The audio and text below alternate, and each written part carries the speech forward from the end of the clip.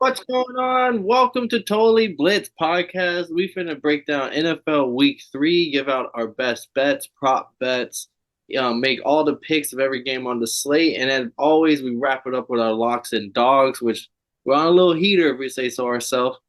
As always, go down, like and subscribe. Drop down in the comment section your thoughts of Week 3, your favorite pick, your favorite bet, and as always, I'm your host. I'm Paul Pickle-Winner, and I'm always joined with. You already know, man. It's that boy Kev, water boy Savoy, empty water bottle because we staying hydrated.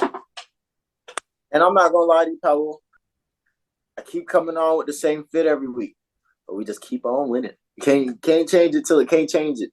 Got to stay 2-0 keep the Club. mojo. 2-0, 2-0 right now. Got to keep that mojo going. And we going to Detroit. Yeah, and I mean, we have a new team that is the one and only team in the 3-0 club where we saw Thursday Night Football. 49ers handled business, rightfully so, against the Giants at the very first home game. They covered the 10.5 spread. They beat the shit out of them offensively, defensively, and if you followed all three of the props I gave out, all three cashed for another winning Thursday. But it's just, did you expect any less, Kev? I mean, I expected the 49ers to be rolling. I think they just showed that they are a really great offense. And that's dangerous. That's so dangerous for a team that had such a great defense. But they're looking like very much what we thought the Eagles were gonna redo again this year. So that team is steamrolling. Christian McCaffrey's always looking good. And they did it without Brandon Ayuk. Debo Samuel, fucking phenomenal. He's a phenom. That team is a problem. And who was it? Nick Bosa got his first sack this week. And this close from being a safety too. I mean, and I'll give Daniel Jones some credit because if you really watch the sack, he had the awareness to know like you'll see when Nick Bosa hits him, he does like you know how wide receivers do the tiptoe shit out of bounds so they can stay in bounds. He did Mm-hmm. that with the 1 yard line. Like he literally like dragged his toe on that 1 yard line so like that bitch wouldn't be a safety. And I was like, oh, that boy got it. I mean, it was a shit play, but you got at least a little something out of it. Yeah, Thursday night football was fun. I was doing this while I was stressing about some shit. So motherfucking, it was a nice like to see the Giants get their ass whooped like that. Even though I have no problem with the Giants, I believe they're the gift that keeps on giving. But to see them get their ass whooped like that was like nice little reprieve.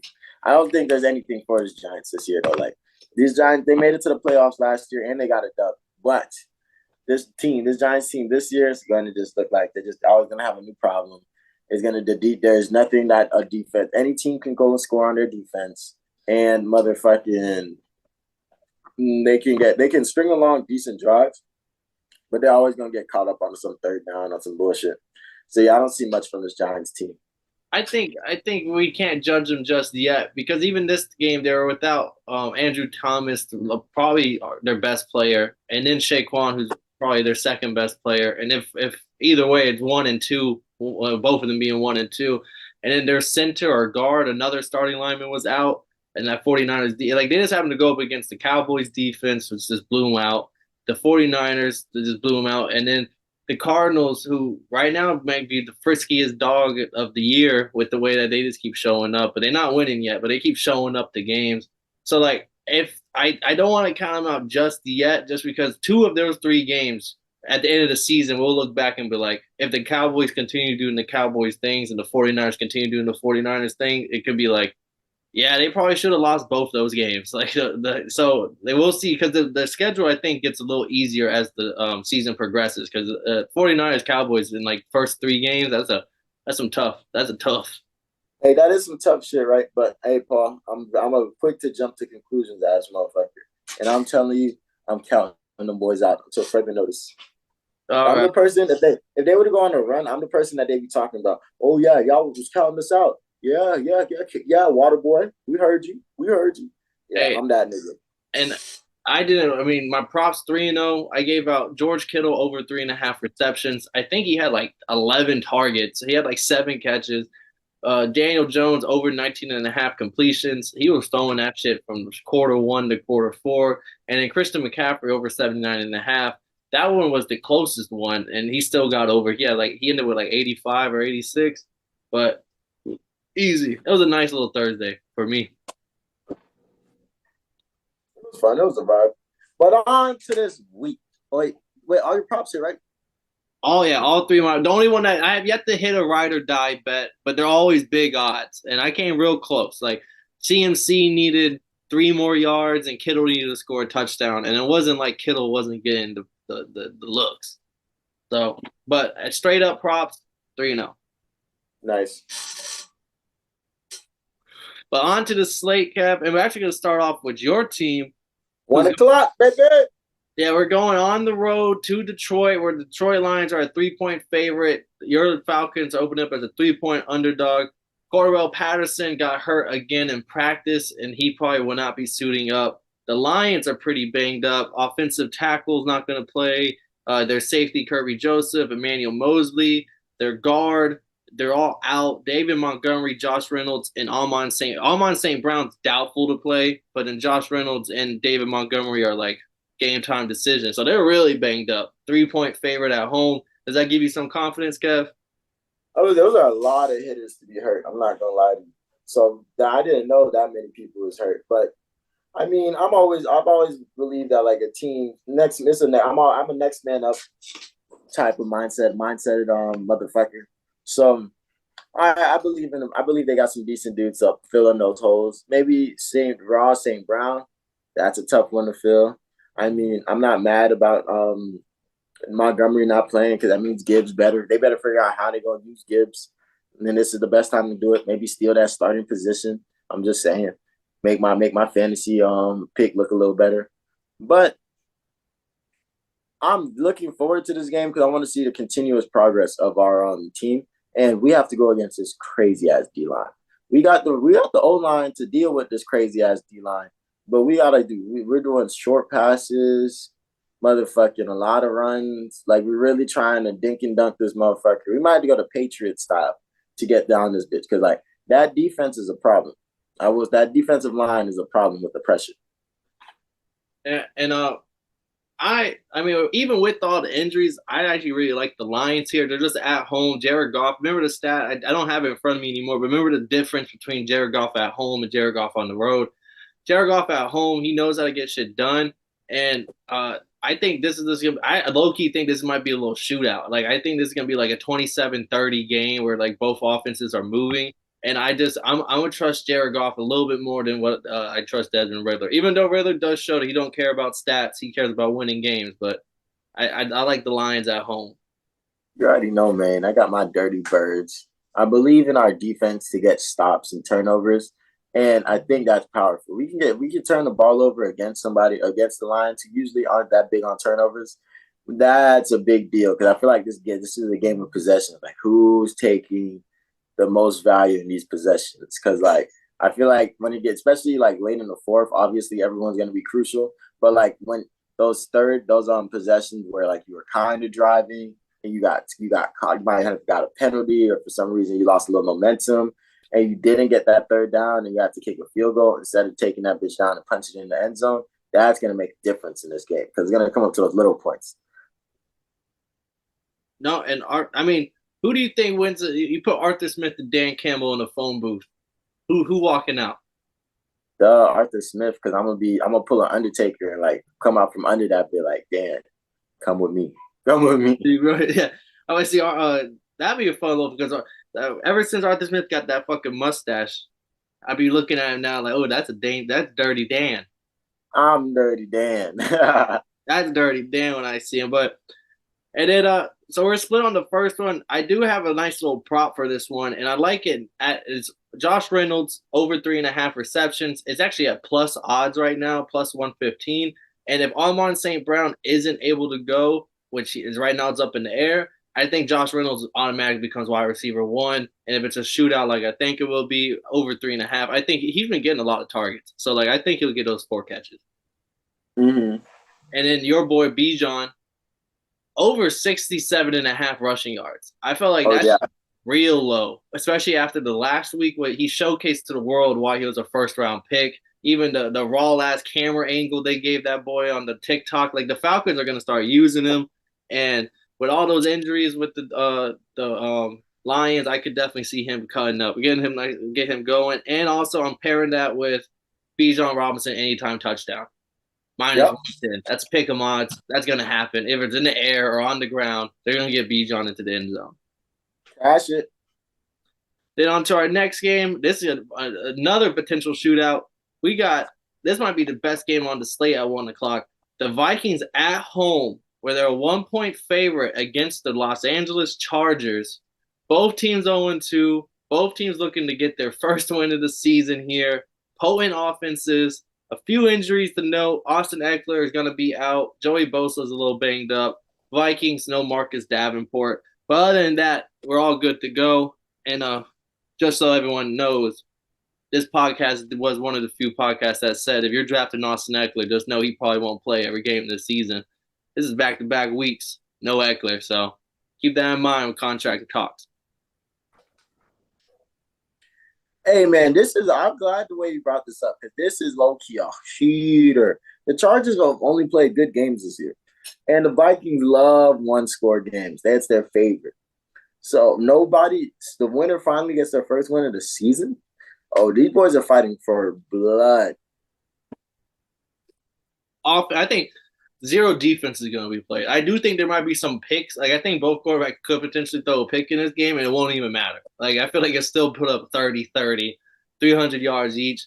Fantasy, if you have any one of these players, like it's a must start type of game because like all the wide receivers are probably going to eat. The tight ends, like should be a fun little matchup. Who do you think is walking out with their first win, Kev? Is it Kirk? Is it Justin?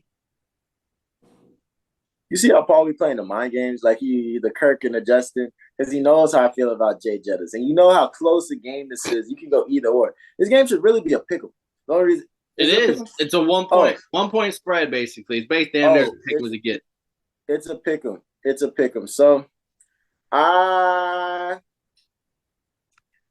give it to I want to give it to Jay Jettis, right? Jay Jettis and the Kirk Cousins, but I don't trust their running game to exploit the Chargers. But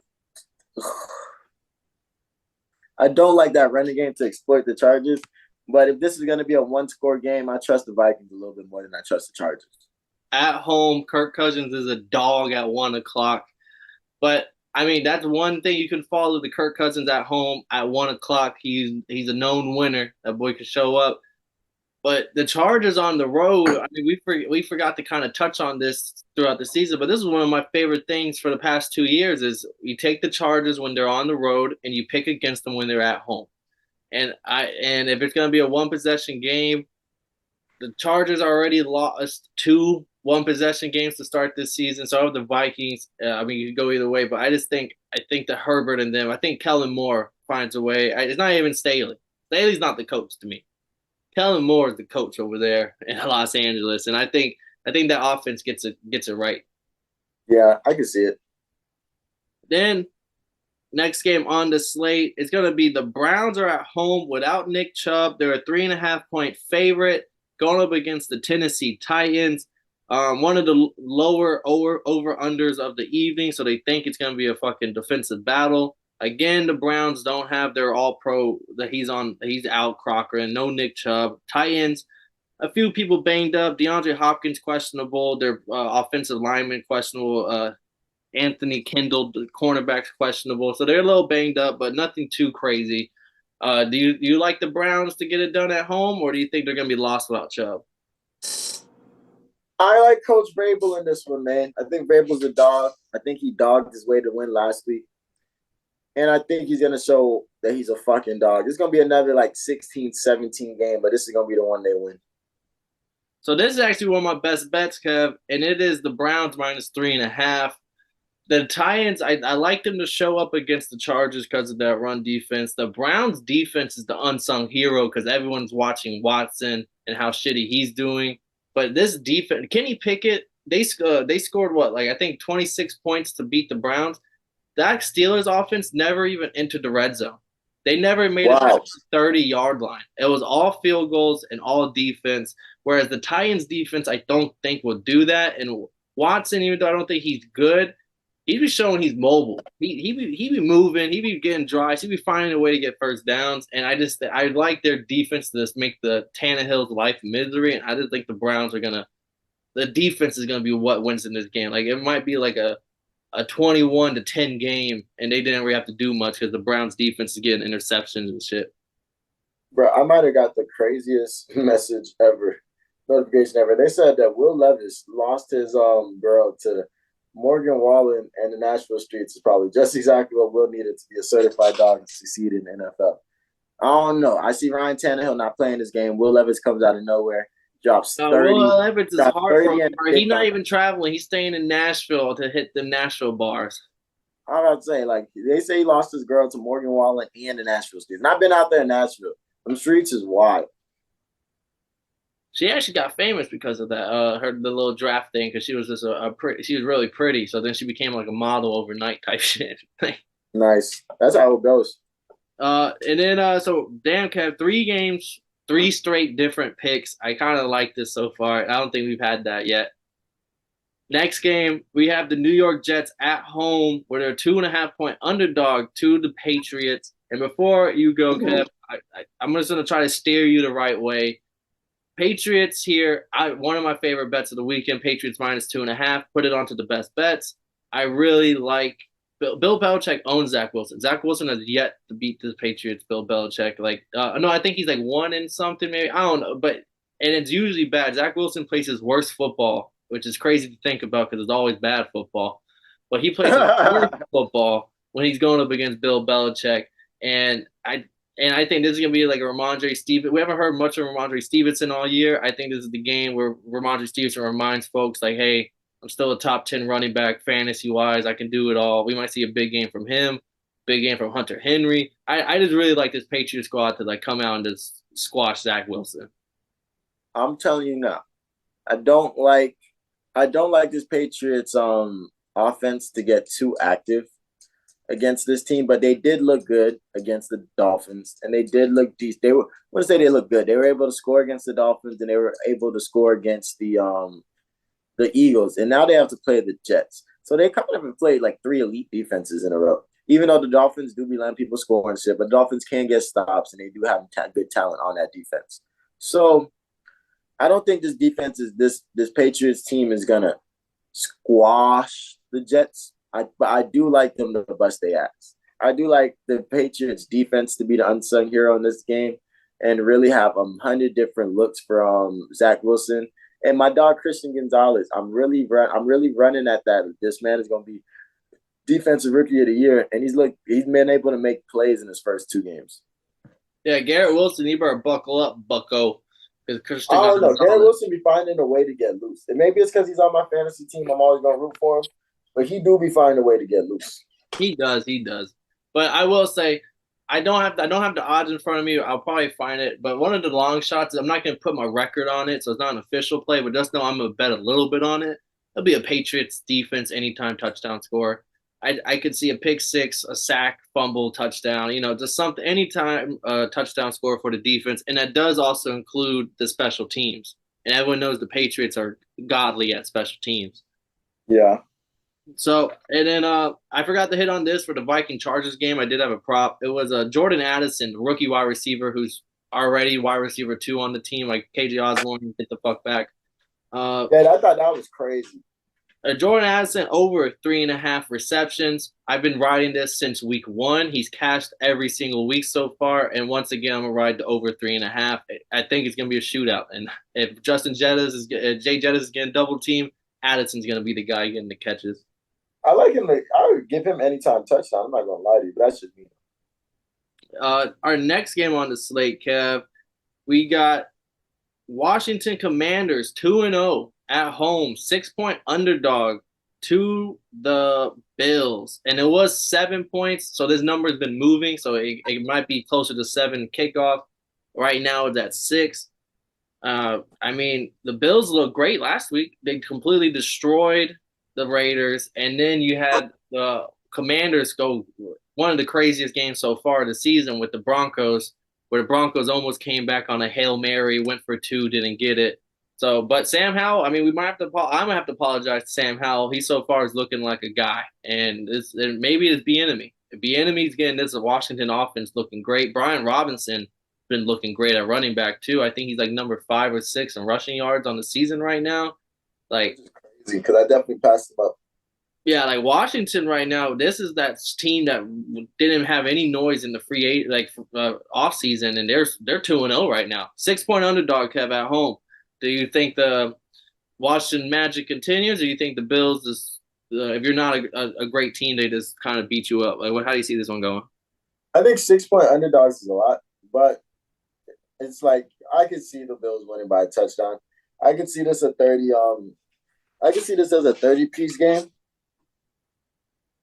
30 piece on them?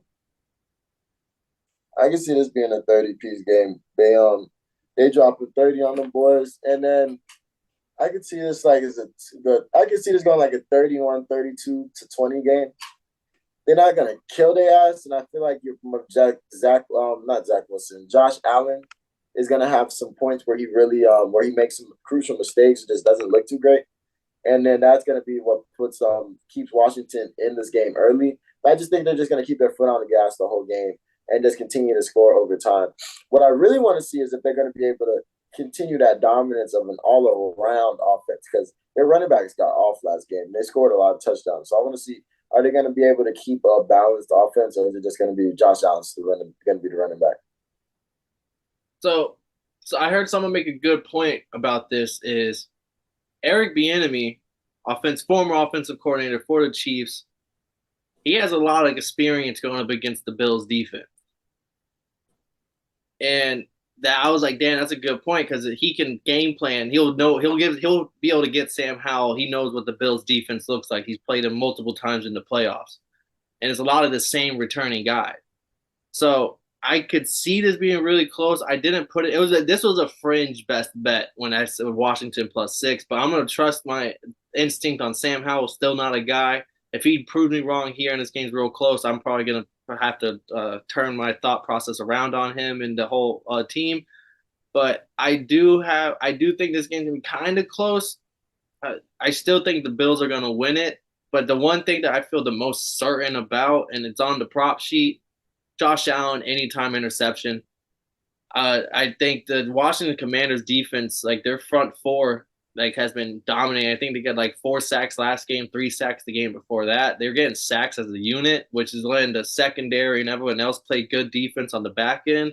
And I'm gonna see like Josh Allen, I think is gonna force something in this game, and we'll see. We'll see another costly interception on that boy. Yeah, I feel I can see that coming, or maybe like a fumble. See, they don't have the fumble prop, but they just have the interception. I'm gonna ride the one at least one interception in this game, but I still think the Bills are gonna win. Yeah. Then let's jump into our next game. This one's a little bit fun. It's basically a pick 'em. We got the Green Bay Packers at home where they're hosting the New Orleans Saints. The Packers are a 1 point favorite at home. Saints are 1.5 point favorite at home. Saints are 1.5 point underdog. Uh, I'm gonna start this one because I know you're gonna hate on the Saints, but honestly, that defense is just looking so good. Jordan Love, if it wasn't for if the Falcons didn't give him like 2 deep shot pass interference calls to get him into red zone, people aren't really going to be talking about Jordan Love and his back-to-back 3 touchdown games. They're going to be talking about how the Falcons held him to only like 150 yards and how the offense struggled and they looked real bad. But we're not talking about that. But I remember those 2 deep shots that turned into pass interference calls, and I just don't think he'll get that with Lattimore and this Saints team. I really like the Saints here on the road as a 1.5 point underdog. I did my best bet, Saints +1.5. I even sprinkle some on the money line. I think they win straight up. Like you're not going to take them as your dog, so there's the little forecast warning on what my dogs may be. Who did the Packers play in their first game? The Bears. Yes, which right now is Fuck them, yeah, like that deep that Alan Williams just resigned as the defensive coordinator. He's out of there, and like I just think Jordan Love's been getting like he's kind of like media's kind of rocking with him a little bit too much, and I think this is the game where we see him shit the bed. And they're I still would. cleaned up. I'm 99% sure there's still no Christian Watson. David Bakhtiari is up in the air as questionable, and Aaron Jones is still going to be out. Mm, this is their first look at a real defense, like for real, for real. And though I don't feel like they're, I think it comes down to defense on both sides. I think the defense led by Marshawn Lattimore and the defense led by Jair Alexander, who can get the turnover, who can get crucial stops on third down, who can get stops late in the game. And if it came down to a last drive, which I don't think it would, definitely would take Derek Carr over Jordan Love. So I'm not gonna lie to you. I really came in here kind of ready to say fuck the Saints, but I was like, damn. Now that I think about it, the Packers offense really hasn't gone against a great defense, and they haven't looked. They haven't looked. He scored touchdowns, but they didn't look unstoppable at any point in the time. So I think you could convince me in the Rocking Saints with you. I'm not gonna lie. All right. I'm happy to bring you on this side. I do have Derek Carr under 242 and a half passing yards, just because you brought up a good point, Jair Alexander. I think the Packers defense is still going to get the card. Um, and then I think, and then Jordan Love. I have both quarterback unders. Jordan Love under 212 passing yards, 212 and a half passing yards. And again, if it wasn't for those pass interference calls, Jordan Allen's going 3 and out, punting the ball. I mean, Jordan Love's going punting the ball. So those are, I'd like both of them to have a pretty shitty game this week. Then Mm-hmm. let's see. So we're both rocking with the Saints. Our next game on the slate will be a divisional game, one of the biggest spreads on the slate. Jaguars are 8-point favorite at home where they're hosting the Texans. CJ Stroud was a little banged up. He's questionable to play, but I'm pretty sure he's going to play. He seems like a gamer. Derek Stingley Jr. just got placed on IR. He's going to be out for 6 to 8 weeks, so that's a pretty big blow to that defense, which has been low key really good this to start the season. But how do you see this game, Kev? Do you think the Jaguars handle the Texans, or do you think that division doesn't make sense and like somehow, some way, the Texans get a dub? So I actually think that division doesn't make sense, but I think it's when they play against other teams, like the fact that the Texans look good for 3 quarters against the Ravens, and like whether like last year the Colts beat the Chiefs. Like I think that's what their fucking division does. Like when the Jaguars, when the Chiefs, when the fucking the Colts didn't make the playoffs because they lost to the Jaguars in the final game when niggas pulled up looking like clown. I think forever Clown that division. Town. Yeah, think forever that division is gonna be crazy. But I think the Jaguars is here to fuck them boys up. The Jaguars look good. They made Pat Mahomes and them look ugly and dirty. This is a defense that doesn't get talked about enough. And I like the Jags. I'm rocking with my Jaggies on this one for sure. So yeah, I'm a rock with the Jags too. I think they'll win this game. This was another fringe bet. I think the Texans probably covered the 8 points. I think this game will be real close just because this division don't make sense. And the Texans defense has been really good. It's just the offense struggles so much that you wouldn't know that the defense is doing good.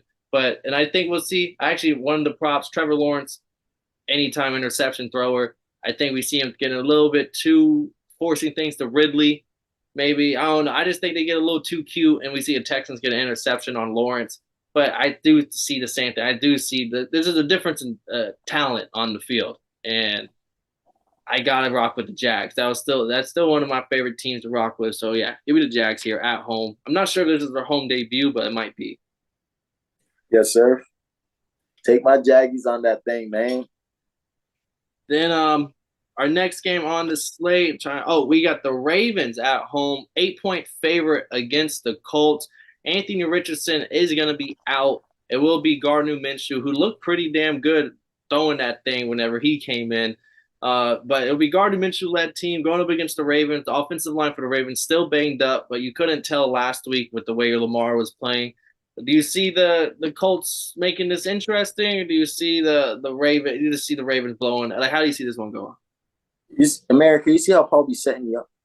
I just talked about how crazy this division is, and then you thinking like, there might be a chance that the Colts could do something crazy.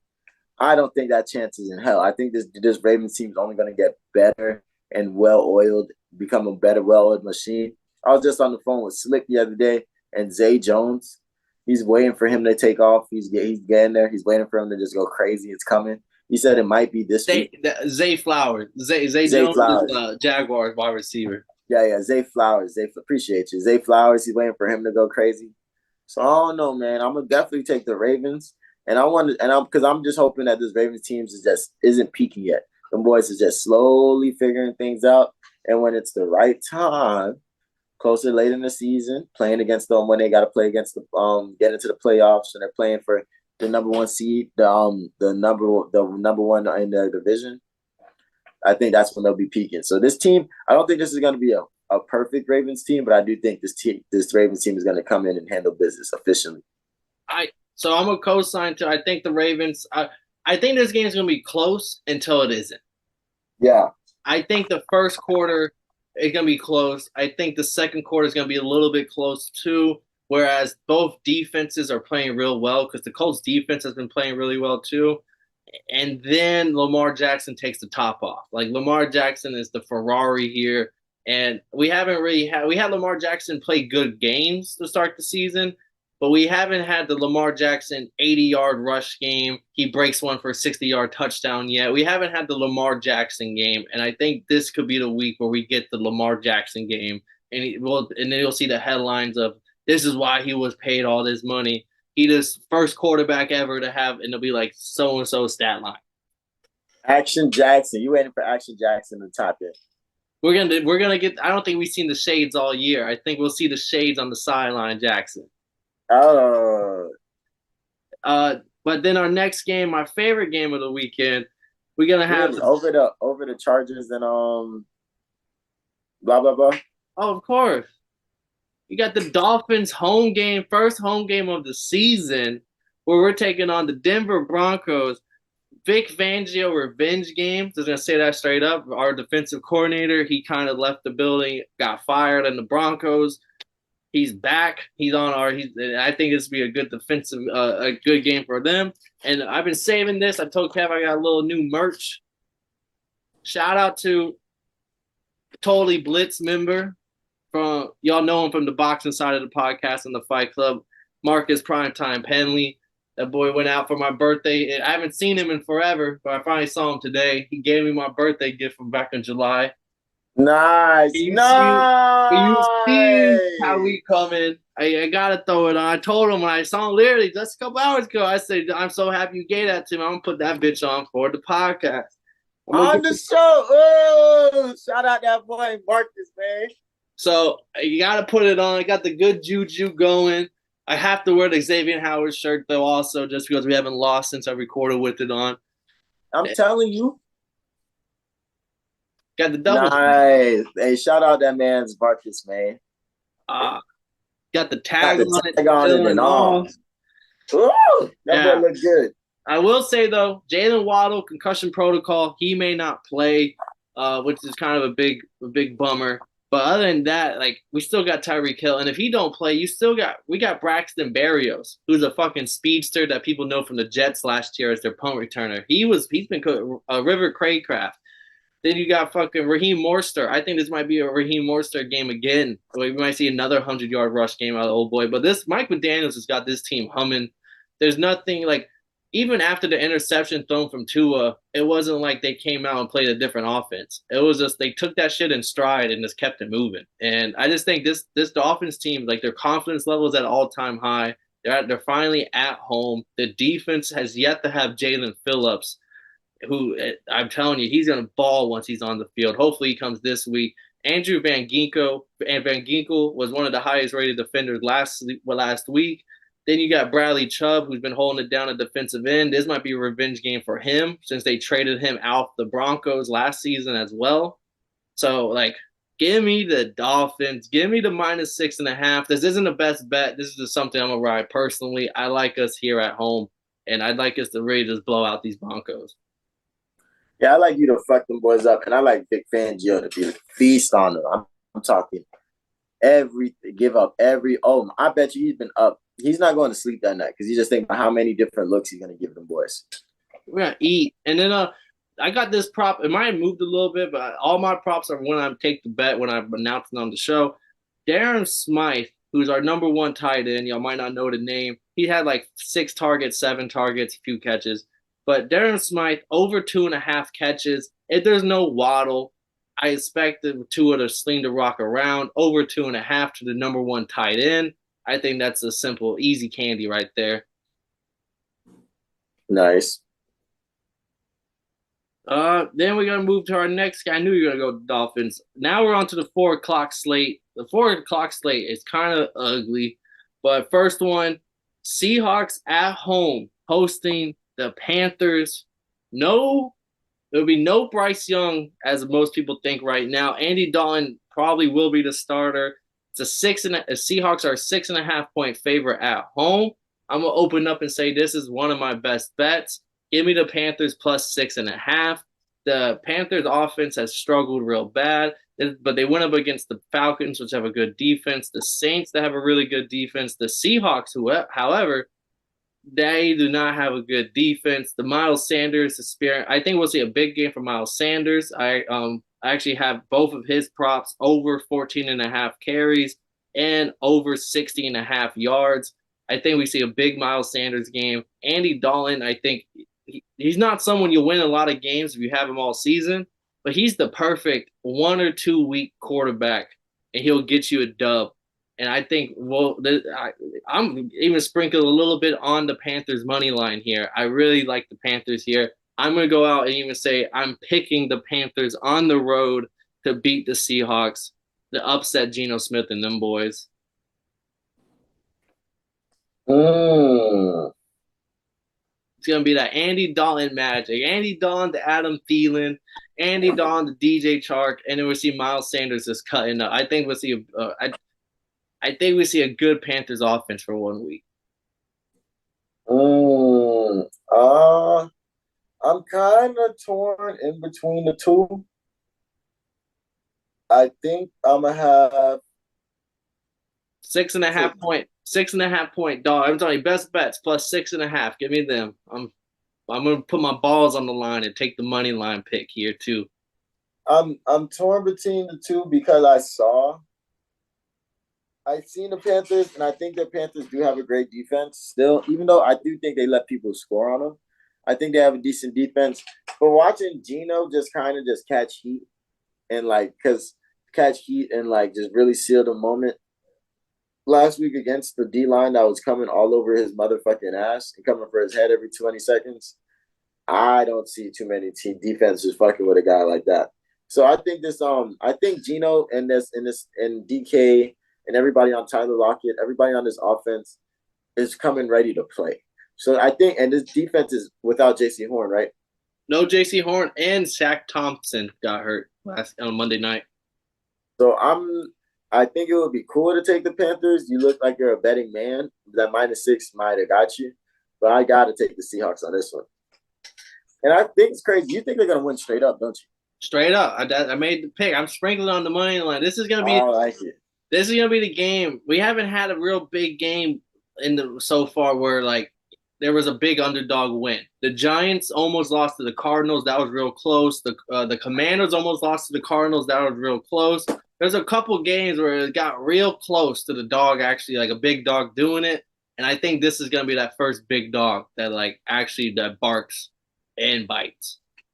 Yeah, I can respect it, but nah, I got the Seahawks, my guy.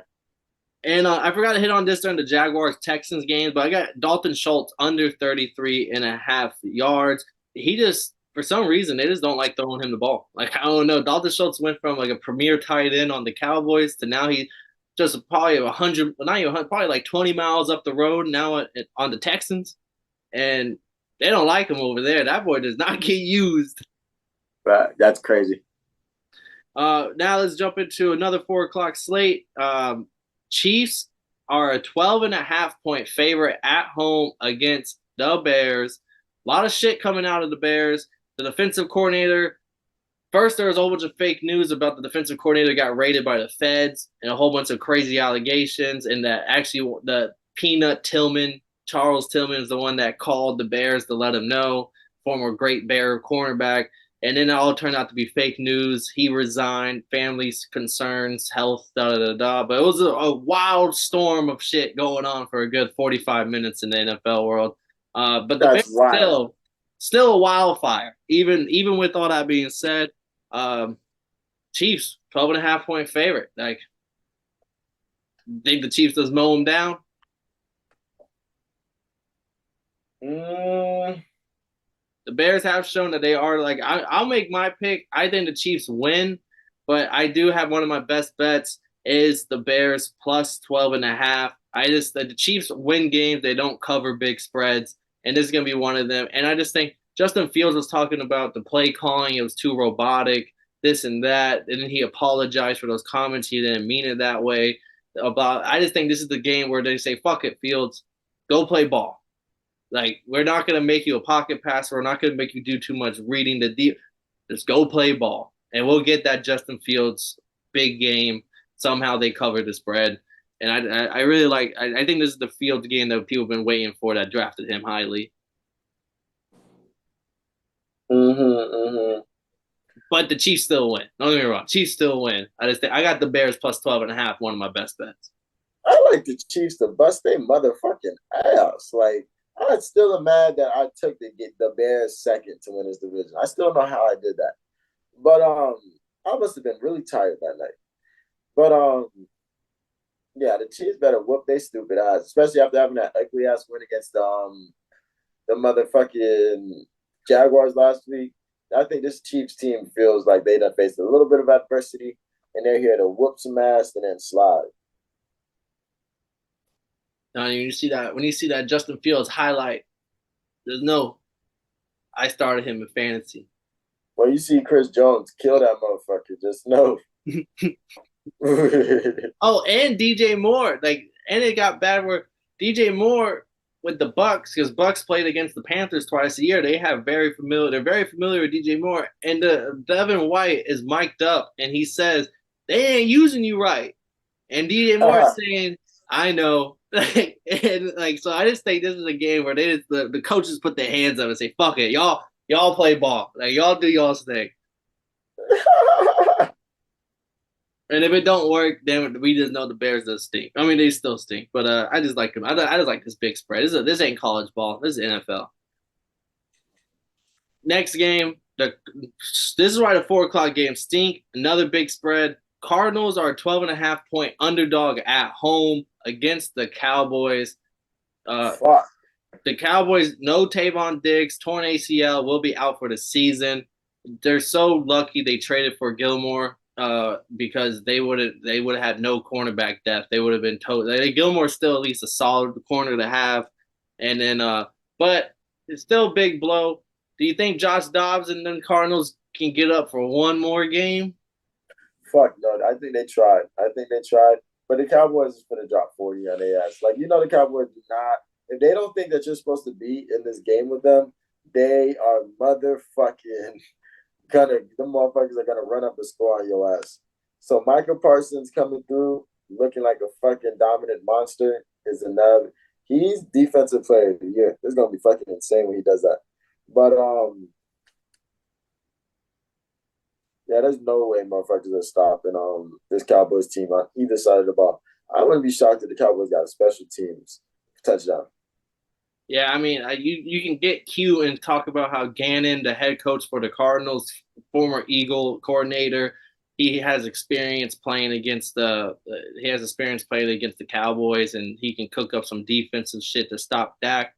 But that's you getting cute. This ain't the Eagles' talent. This is the Cardinals' talent. All right, there's a big difference, and like you said, ask the Giants what happens when the Cowboys feel like you shouldn't be in this game. It gets real ugly. Facts. Then the Sunday night football, close spread finally. Raiders are 2.5-point favorite at home where they're hosting the Steelers.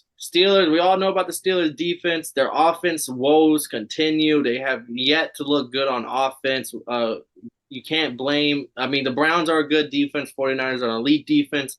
Does the Steelers get their offense cooking against this Raiders defense? Or the Raiders, who people forgot, started off 1-0. People just are talking about how, they're back to being shitty again. Like, did they turn it around and find another win here at home? I do like the fact that this is a close spread because this is a close game and it looks a lot closer than you might think. Because I think both these teams are better than we think they are. I think this Raiders offense is gonna always figure out a way to score. They have weapons, and this Steelers defense is enough. Like, no rap cap. Like, if you ever told me, hey, bro, you could pull up with one gang of fighters. Let me get the Steelers defense. Let me get the Steelers starting line. T.J. Watt, Minka Fitzpatrick. I'm choosing my fighters. So like I think that's the biggest vibe for these motherfuckers. So if I had to choose either I'm leaning a little more Steelers than I am Raiders. But this Raiders team is known for getting wins over teams like this. So like I'm kind of like back and forth torn. This one I'm actually torn on. The Seahawks I was kind of capping. But this one I'm actually torn on. And I like the Steelers defense over the Raiders just a little bit. I'm a co-sign. I think still, and it's mainly the defense. And if the Raiders had a good defense, I could go. I would probably pick the Raiders just because their offense probably will get beat by the Steelers, but their defense would be able to hold it down. Their defense is so bad. George Pickens, they asked him about how he feels about next week, and he said, I'm not trying to be disrespectful, but to be honest, I couldn't name a single Raiders defensive player. And I was like, damn, like, like maybe that's bulletin board material for the Raiders for this game. Like, hey, look what George Pickens said. Look what the fuck he said. But they're another team that has another shitstorm. Chandler Jones and his crazy IG stories and rants on social media. They got him on the mental health list right now. I don't know. They got him somewhere, but the Raiders right now are just all over the place. Hunter Renfrow name is being talked in trade talks because they're not using him on the team at all. Renfrow was 1,000-yard receiver before, so he will be used somewhere. Someone needs him, and so I like the Steelers here. I think the defense get it done, and the Raiders' defense is so bad. I think we see a good game out of the Steelers' offense. I think Kenny Pickett and them actually look pretty good. Yeah, I could see that, and Mike Tomlin just having the right scheme for everything, but it's crazy that Chris Jones, that shit was going on. Anytime I hear some Chris Jones news, I'd be like, where's related to John Jones? And I don't know, not Chandler Jones is related to John Jones. Is Chris Jones related to John Jones too? No, just Chandler. And the third brother, I think, was a player in the NFL, but he wasn't like that guy. Okay, but yeah, I think that's crazy to hear that. Anytime I hear Chandler Jones, I'm like, where's related to John Jones? Like, y'all got goat in y'all jeans. Oh shit. Actually, before we move on, I have a couple of things I forgot to hit on. My third interception prop is Jordan Love, anytime interception thrower. I think Jordan Love's gonna throw a pick to the Saint. And then James Conner, running back for the Cardinals, under 54.5 rushing yards. I think this game will be blowout by the second quarter, and James Conner won't be getting the runs anymore. Then I have Khalil Herbert, Bears running back, over 34.5 rushing yards. This number, first game of the season, it was at like 55, and then it's 45, and now it's at 34.5. Like I said, I think the Chiefs are gonna let this game get a little close, and I think I'd like Khalil Herbert to go at least over 34.5 rushing yards. That's the number one running back. Fuck with Khalil Herbert. I'd be hurt when that boy be having bad games. Yeah. So, and then I did have another bet for this. Actually, I forgot to hit on these other. I can't even open it. Won't let me open it for some reason. But it was Jake Ferguson, the tight end for. He's the tight end for the Cowboys. Anytime touchdown scorer plus 240. Just because the Cardinals suck at guarding the fucking tight end, and he's the number one tight end over there. And then at I want to say I took Quentin Williams. First round rookie wide receiver pick. I think it was the first wide receiver off the board. He got I got him to score a touchdown in the Vikings versus Chargers game. He is like wide receiver 3/4 on the Chargers. He hasn't done nothing this year so far, but they used the first round pick on him. He's got to do something. I think that game's a shootout, but for him to score a touchdown, plus 600 odds. So I think we might see one of the non-star score. Okay. But now let's ride into Monday Night Football again with the double headers, Kev. We got another double header. Yeah, another double header. 7:15 kickoff. Buccaneers at home, 5-point underdog against the Eagles. I know you're not a Bucs fan. I know you hate them boys, but I know you at least got to admit that their defense and offense have looked pretty good so far to start the season. They're probably the biggest shocker to be 2-0. But both teams undefeated. Someone's going to walk out with an L. This is an NFC matchup. Who do you think is walking out with the L here? Eagles gonna whoop that ass. Whoop that trick. Whoop Not even that trick. close. Does an ass whooping? I mean, the offense, the Bucks offense can try. I don't see Baker doing much against this Eagles defense. Big play slate, always coming through to make a big play every game. Brandon Graham and them boys, because is Tristan Wirfs playing? Tristan Wirfs will be playing. I mean, I'm not going to discount the O line, but I think that D line is still the truth. So the Eagles finna come in and whoop that trick because it's just up to the Eagles offense to just gel and mesh well. And this could be a great game for Devontae Smith. I wouldn't be surprised. So I'm actually where you're zigging, I'm a zag. And I think this is gonna be a big game for AJ Brown. I actually one of my props for this game is over 64 and a half yards for AJ Brown. I think that's that you saw the little argument they had in that All I little said, it's been false on one argument. It was like, oh yeah, they finna feed him. you were when the diva of the team makes their voice be heard, aka the wide receiver.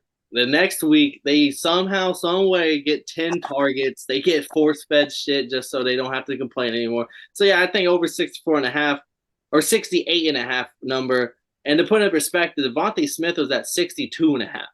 So it's a difference of 6 yards. That's how close the wide receiver 1 and 2 argument is over there. But I think AJ Brown, we haven't had a big game for him. I think this is his turn. On the Buccaneers side, I got Cade Otton over 2.5 receptions. He's the tight end on the Bucks. The Eagles have been absolutely dog shit against tight ends. One of the bottom 5 teams against tight ends.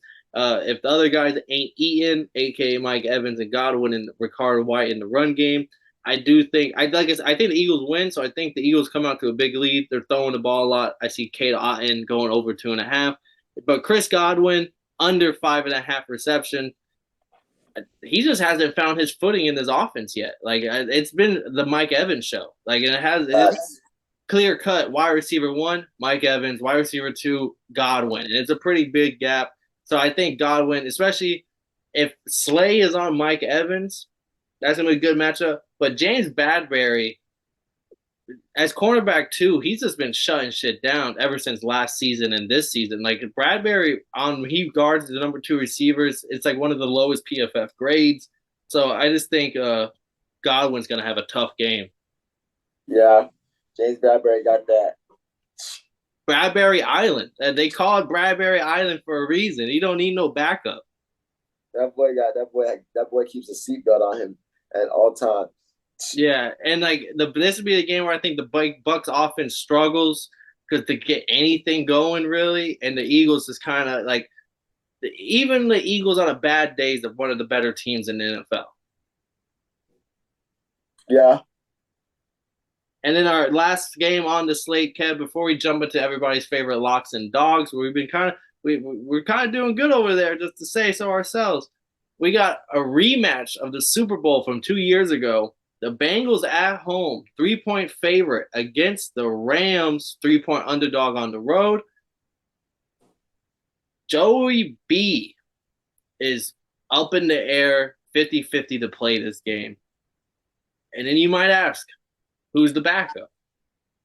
Their backup was Will Grier. He was on the practice squad. But now he just went over to the Patriots. So they have no backup on paper, even in the practice squad at quarterback.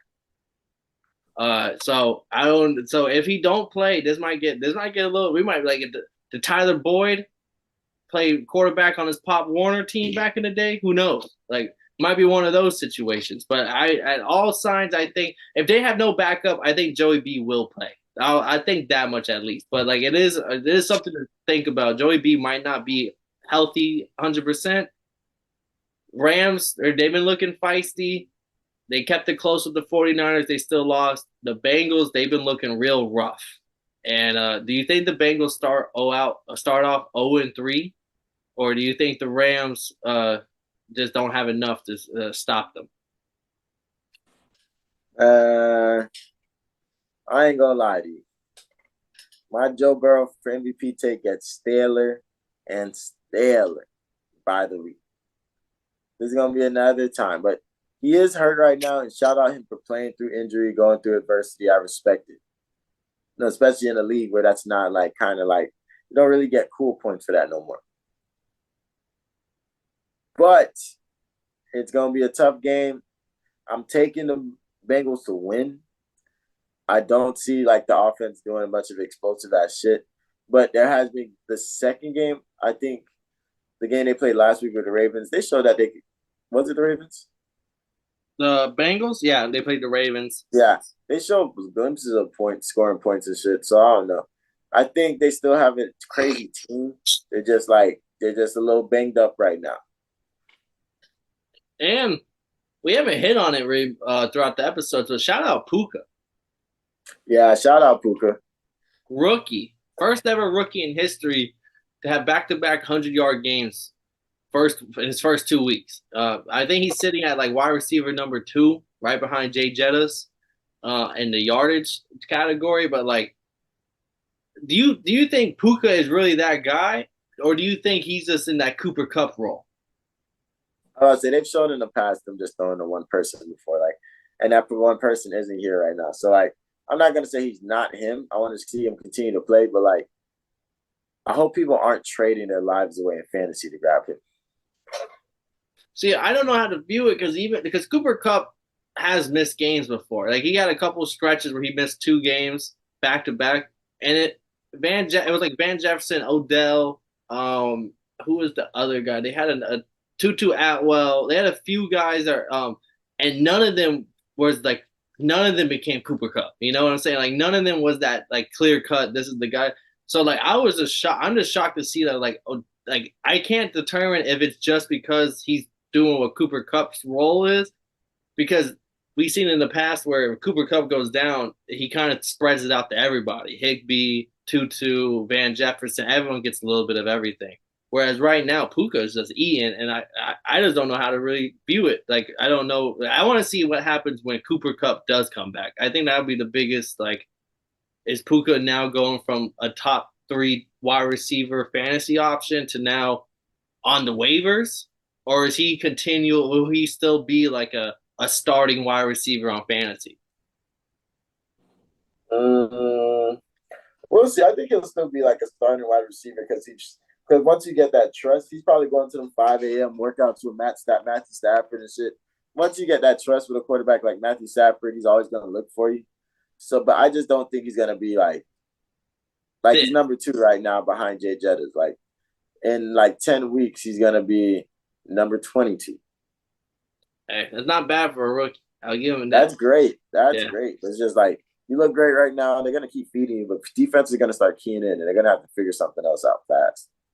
But we got a little sidetracked. I just had to get that question. We just haven't talked about Puka enough, I feel like, on this podcast. But I'm gonna rock with the Bengals, and maybe like I still, your preseason takes are still fresh in your mind.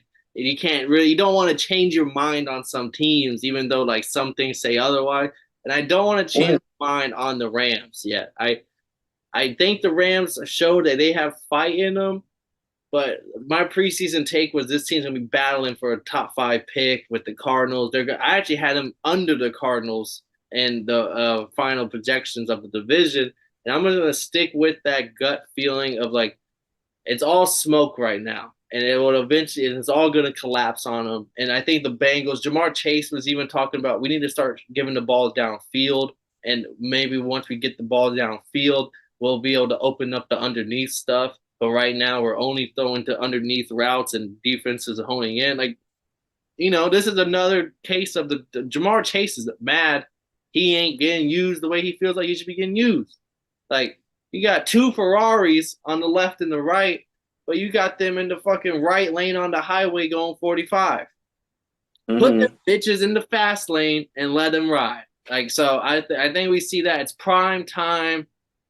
Joey B is somebody who I feel like he flourishes in prime time. He's just cool, calm, collected, and he only looks good. Like, he might shit the bed at 1 o'clock games, but if that bitch is at nighttime, 8 o'clock, and he knows all the bitches is watching, he's gonna show up. Joe B's gonna do what he do. He gonna get the dub some way, somehow. Just please guard for him. Please don't let him get more injured. Yeah, shit. I mean, that's the defense for the Seahawks have been playing. Actually, for the Rams have been playing a little better than I expected. But like I said, I'm hoping it's all smoke, and my preseason take is still good and valid. But I think by week 5, if we gotta Yeah, reevaluate the teams by week 5, and we gotta be like, all right, we were wrong. We were wrong on this team. We I gotta give it stop week picking the 6. Steelers, Kev.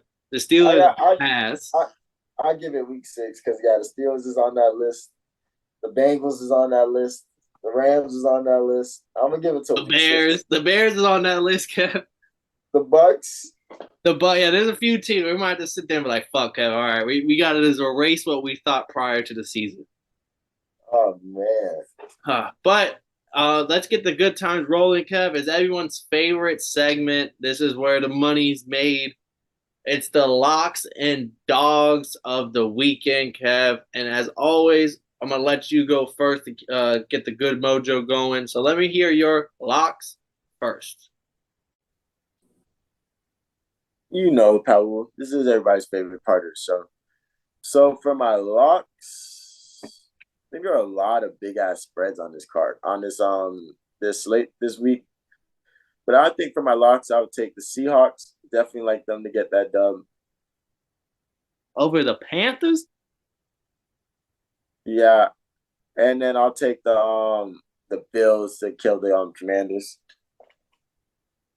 All right. That's not bad. I do like those. You got a big lock and a little lock. I like that.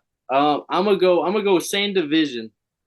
Patriots to beat the Zach Wilson Jets. Don't overthink it. Bill Belichick owns them. And then I'm gonna get the Dolphins to beat the Broncos. I got it. This is just for my boy Mark. Shout out my boy Mark. Shout out that boy Vic Fangio. This defense revenge game for him and Bradley Chubb. And no Waddle, no problem. So I really like us here. I just think we're the better team. And this is our home debut. That's a big deal. Yeah, I respect it. I respect y'all to the fullest.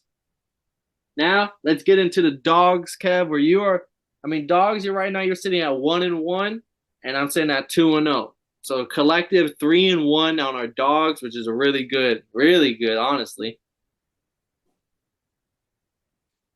I think for my doggy dog, you gotta take the Steelers and the Raiders. Got to. Steelers against the Raiders with that defense, I think that might be free money, but I'm not a betting man. So I wanted to put the Panthers here. 6.5-point dog, but you locked up the Seahawks, and I'm a company man. I ain't gonna put us in a pickle where we're both picking against each other. So I'm a company man. This dog is so good that I even got you to join the side for the episode. The Saints on the road at a +1.5. Go get the money line on the Saints. The Packers offense, I think, are frauds. They are banged up, so that is a part of it. That's also why I think they're frauds right now. Jordan Love, everyone's talking about 6 touchdowns in 2 games. Is he the next coming? Is he? Oh, was it all? It was worth it.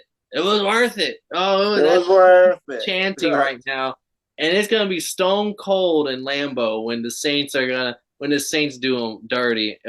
So I think the Saints defense is gonna be way too much for Jordan Love to handle, and we'll see why. We'll see why the Packers try to hang on to Aaron Rodgers as long as they could. Yeah, if he does, I mean, this is his first test against a real defense, so I think that is a really good dog pick. But I mean, we gave out our locks, we gave out our dogs, we went through the whole slate from Sunday afternoon all the way down to Monday night. We even recapped Thursday night football just in case y'all didn't get to watch that ass whooping where the 49ers laid on the Giants. And throughout the way, I gave out so many props. And if you didn't catch them all, don't worry. I'll have the graphic made for y'all boys on the Twitter. Go follow us at Totally Blitz Podcast on Twitter. You'll see all the graphics. The Instagram page is coming soon, which will make it even easier for y'all to keep up with all the graphics and everything. Facts. But as always, go down, like, and subscribe. We appreciate everyone watching. We appreciate all the comments y'all drop. So please drop all the down in the comment section, y'all's picks, y'all's bets, and anything y'all just want to say about the weekend. It could be a wild take. We just want to hear it. Give us the hot take so we can come on to the next episode and be like, yo, someone in the comments said this, and we just want to we'll repeat it to the masses for y'all. But as always, we appreciate y'all watching. This has been another episode of Totally Blitz podcast. We just recapped we just picked NFL Week 3 for y'all. I'm Paul Pick'em Win'em Concha, joined with Kevin Waterboy Savoy. And if y'all didn't know, well, now y'all know, motherfuckers.